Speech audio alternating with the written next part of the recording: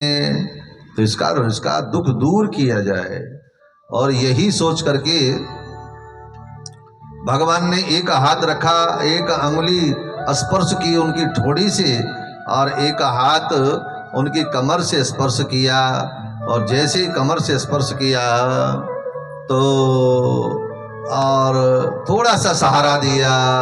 सहारा देते ही इस कुब्जा का खूब ठीक होता चला गया। ये काला कलूटा चेहरा इसकी जगह है, वो ऐसी सौंदर्यता उसके मुखमंडल पर आ गई, मानो जैसे किसी भी एक बहुत काली वस्तु को गोर वर्ण किसी ने सोने का पानी चढ़ा दिया हो, मानो इसकी सुंदरता बढ़ती चली गई। इसका अर्थ यह है कि अगर ठाकुर जी को रोज चंदन लगाओगे तो आपके पाप कटेंगे, आपका जीवन सुंदर बनेगा। जो भगवान को जितना सुंदर श्रृंगार करता है, भगवान उसकी जिंदगी को उतना ही सुंदर बनाते चले जाते हैं। और यही हुआ।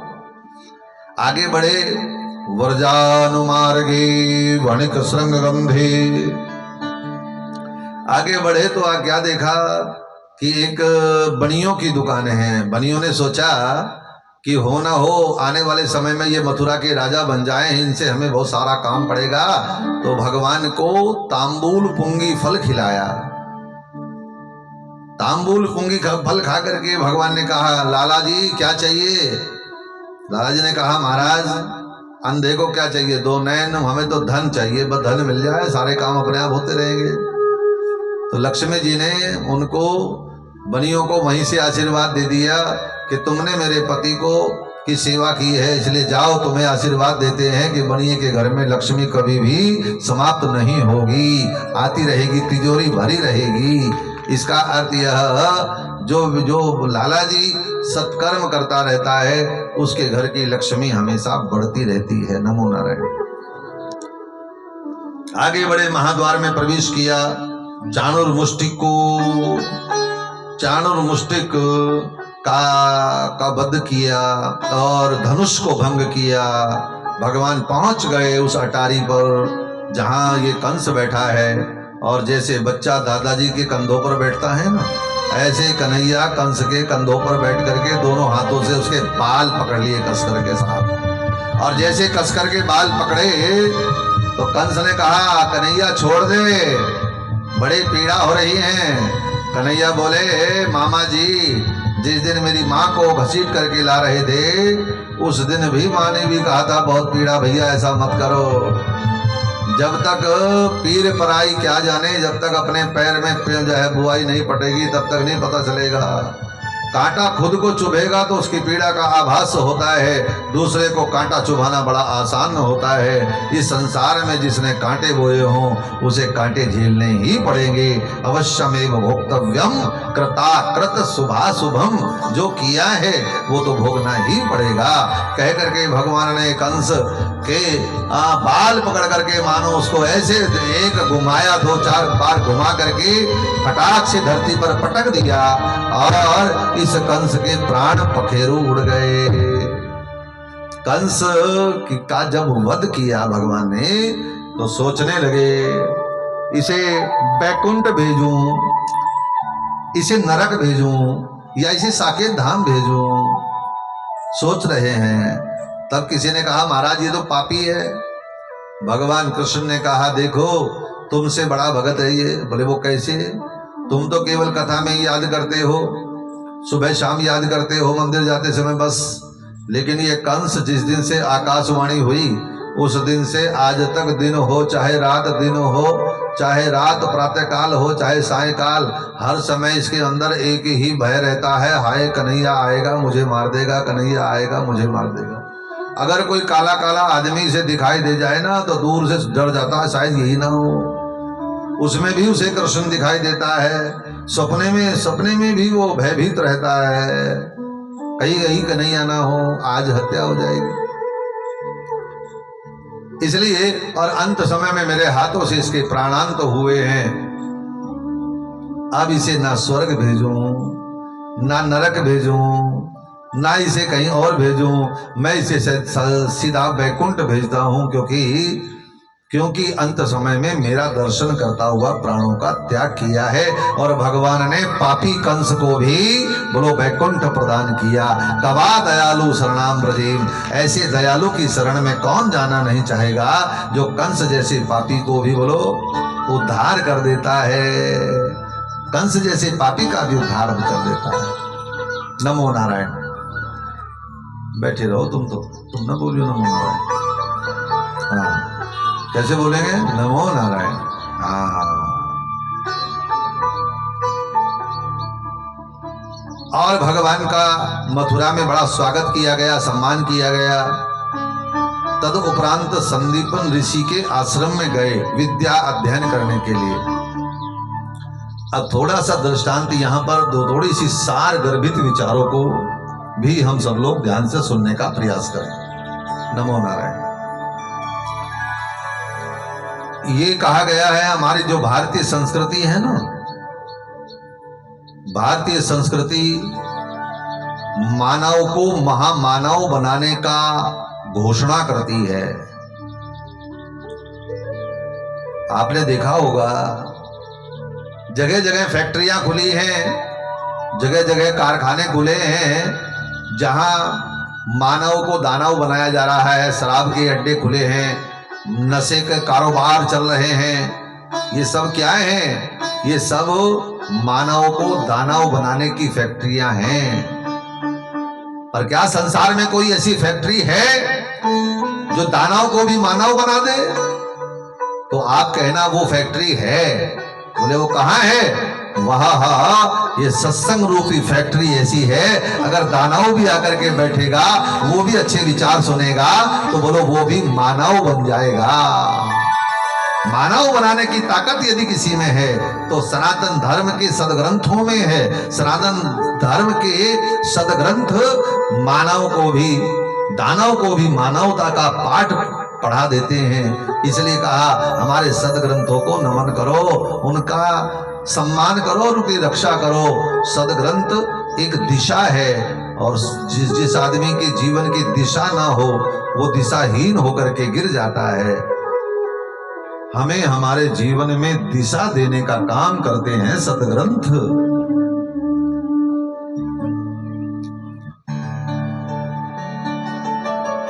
हमारी संस्कृति कितनी महान है। भोर में जब तारों की छाया हो, ब्रह्म मुहूर्त आरंभ हो रहा हो, सूर्य निकलने से 2 घंटे 45 मिनट पहले वो समय, उस समय जानते हो अमृत का संचार होता है, अमृत झरझर गिरता है। और उस समय हमारी संस्कृति ने गाया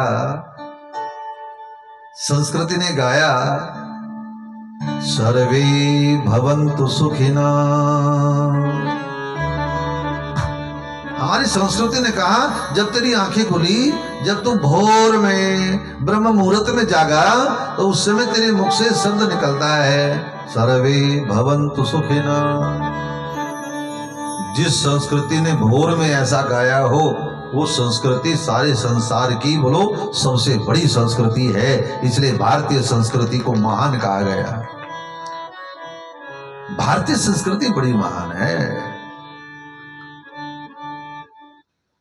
वेद कहता है ये भारतीय संस्कृति क्या है? बोलो भारत विश्व का आध्यात्मिक विश्वविद्यालय है। सारे संसार का विश्वविद्यालय है भारत। भारत की संस्कृति से सब लोग ज्ञान लेते हैं। जब निवर्तमान भारत के अमेरिका के राष्ट्रपति ओबामा जब भारत आए थे, तो उन्होंने कहा था कि मैंने भारत की संस्कृति से ज्ञान लेकर के अपने जीवन को इतना उन्नत बनाया। मेरी जिंदगी में जो राष्ट्रपति पद मुझे मिला, मेरी जिंदगी में जो अच्छाइयां मुझे मिली, वो सब भारतीय संस्कृति से मिली।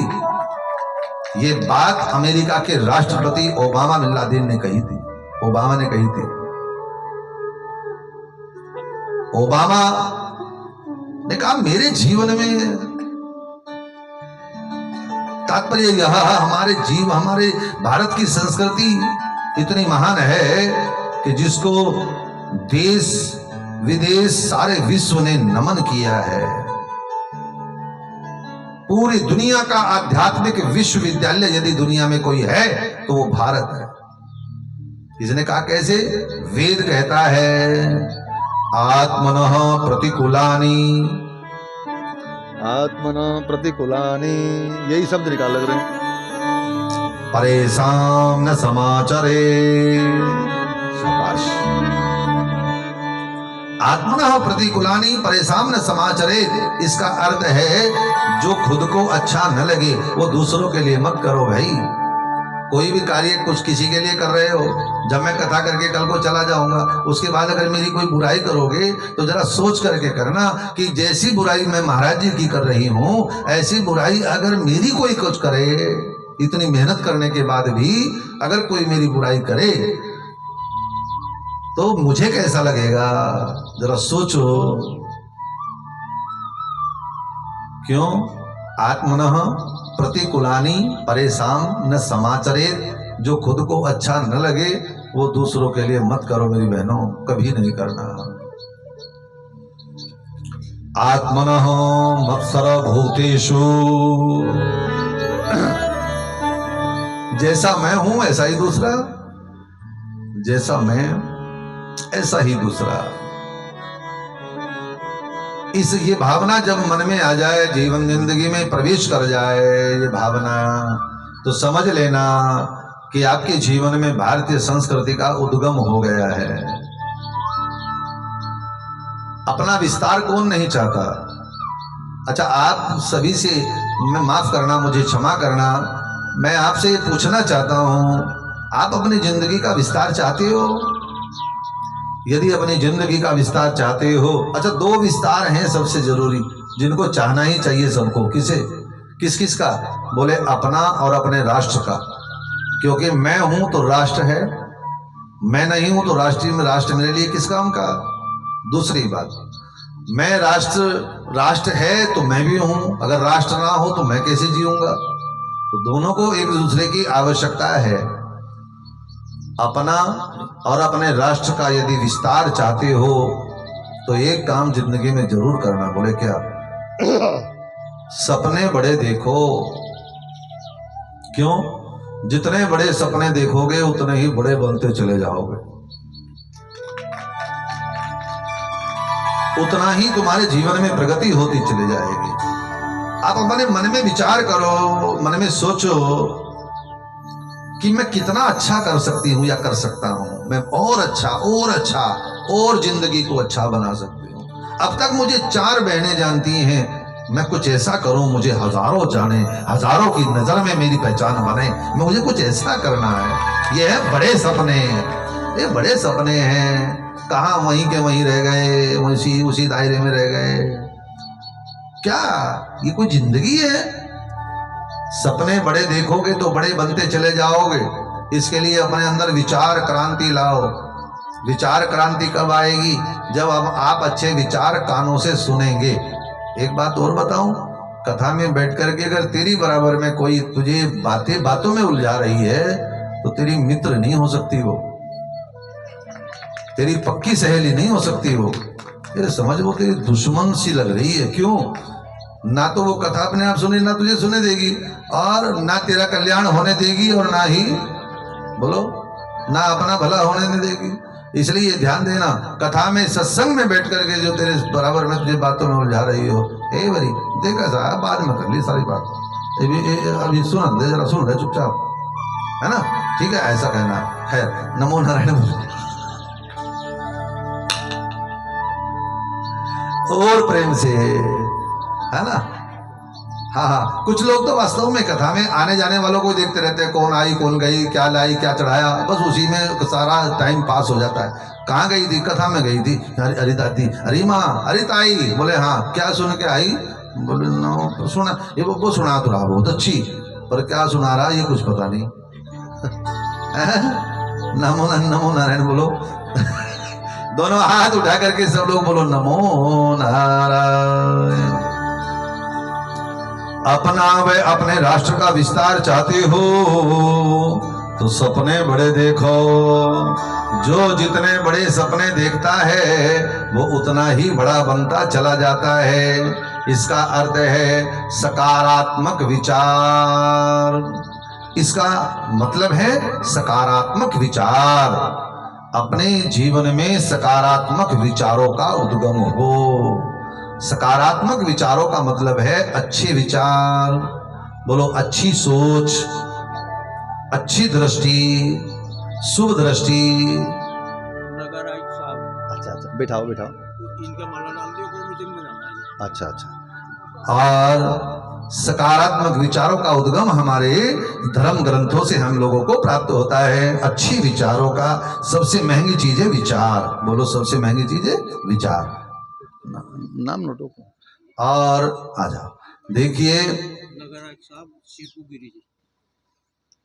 श्री आदरणीय सीपू गिरी जी जो हमारे नगर आयुक्त हैं, आज अपना कीमती समय निकाल करके इस कथा यज्ञ में आए हैं। आप सब कॉलोनी वासी करतल ध्वनि के साथ उनका हार्दिक अभिनंदन और उनको व्यासपीठ से मेरा बहुत आशीर्वाद। आपके जीवन की प्रगति हो, आपके जीवन का उद्गम, आपके जीवन में का विस्तार हो और आपके जीवन में नई नई उन्नति आती रहे। आप यहाँ पर पधारे, बहुत बहुत अभिनंदन। और आप व्यासपीठ से आपको बहुत बहुत मंगल आशीर्वाद। हेलो, जय जय श्री राधे। नमो नारायण। परम सत्य आगे हो जाओ। मंच पर विराजित आचार्य जी यहाँ ला भई ये दे। कथा का श्रवण आप लोगों को करा रहे हैं और जो धारा प्रवाह यहाँ कथा का चल रहा है उसमें आप सभी गोता लगा रहे हैं। और मैं कल निवेदन किया था नगर महोदय से, शिवू गिरी जी वाकई इतने कर्तव्य निष्ठा उसमें जा। और सहारनपुर में 4 चांद लगा रहे हैं जब से आप आए हैं। बहुत जोर से करतल ध्वनि। जब से आप आए हर वक्त 2 मिनट तब से आपने यहाँ अनेकों योजनाएं शहर में शुरू कर रखी है। बारिश का समय हो तो बारिश वाली जितनी भी समस्याएं लोगों की होती हैं उनका निदान करते हैं। आपने देखा क्योंकि सबसे पहले तो हमें ढबोले